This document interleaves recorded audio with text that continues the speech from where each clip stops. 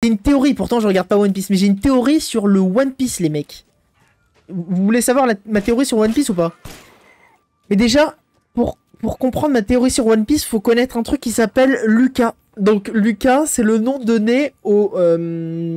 Donc Lucas, ça veut dire last en anglais, mais je vais vous le dire en français, c'est le dernier ancêtre connu commun. Et donc, Lucas, c'est un arbre finalement qui découle en des branches. Et les branches, ça correspond à toute l'évolution de l'humanité en partant de l'eucaryote, donc la première cellule métabolique à membrane, à noyau, jusqu'à maintenant l'humain.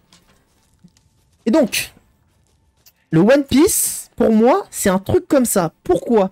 Parce que ça permet de rejoindre Oh, là, je le dis là, je le dis en direct. Les pirates, c'est le mal, la marine, la justice. Ces notions ont été interchangées Dieu sait combien de fois. Les enfants qui n'ont jamais connu la paix et ceux qui n'ont jamais connu la guerre ont des valeurs totalement différentes. Ce sont ceux qui se trouvent au sommet qui peuvent définir le bien et le mal comme ils l'entendent. En cet instant, même nous trouvons en terrain neutre. La justice l'emportera. Oh oui, c'est certain, parce que celui qui l'emportera deviendra la justice. Ouah, stylé. Et tiens le discours de Doflamingo. C'est intéressant. Tu sais qu'en catastrophe, ça vient de catastropha, qui veut dire renversement, inversement plutôt. Genre, en grec, catastropha, ça veut dire le ciel c'est la terre c'est le ciel. Bah, c'est intéressant parce que ça rejoint ce que tu dis là avec le discours de Doflamingo. Lucas, c'est un arbre symbolique, mais aussi je pense qu'il y a un arbre concrètement sur l'île qui est One Piece.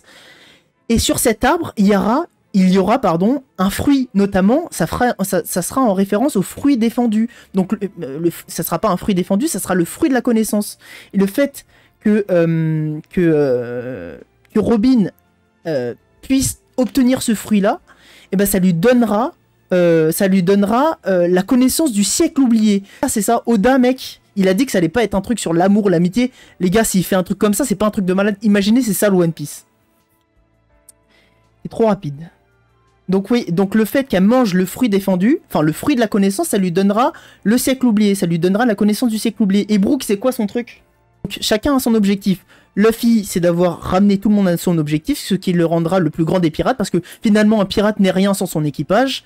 Nami, ça sera de cartographier l'île que personne ne connaît parce que c'est une grande cartographe. Robin, ça sera en mangeant le fruit de la connaissance, elle retrouvera le siècle oublié. Et Zoro, ça sera de faire ce que aucun autre escrimeur n'a fait, soit de trouver l'île perdue, entre guillemets, le One Piece. Et Brook, mais il me semble vraiment avoir dit un truc sur Brook, mais je sais plus c'est quoi. Ah oui, mais voilà, Brook, le fait qu'il soit mort, c'est juste de partir en paix. Et c'est pour ça que j'avais donné l'arbre Lucas, c'est parce que le chemin de la vie, finalement, l'embranchement de la vie, c'est jusqu'à la mort. Et voilà, c'est ce que j'avais dit sur Brook, c'était de enfin partir en paix. Mec, franchement, je suis sûr que c'est ça. Et pourtant, la vérité, les gars, j'ai jamais regardé One Piece. Si c'est ça, c'est trop cool. Donc en cartographiant l'île unique, elle saura cartographier le monde. Parce que c'est ça qui lui manque finalement. Oh, là tu me permets d'étayer encore plus mon argument. C'est qu'elle ne peut pas cartographier le monde si elle n'a pas toutes les îles, enfin tous les éléments du monde. Et en trouvant l'île perdue, bah, elle aura tous les éléments du monde. Oh là là les mecs, si c'est ça le One Piece... Je sais pas dans combien de temps ça terminera One Piece, mais maintenant tu sais que j'ai carrément envie de suivre One Piece juste pour savoir si tout cet argument prend sens, tu vois. Car le gouvernement mondial ne veut pas que le monde connaisse le siècle oublié. D'accord. Donc il n'y a que sur une île perdue qu'il y a la connaissance, tu vois, ça fait sens ce que je te dis.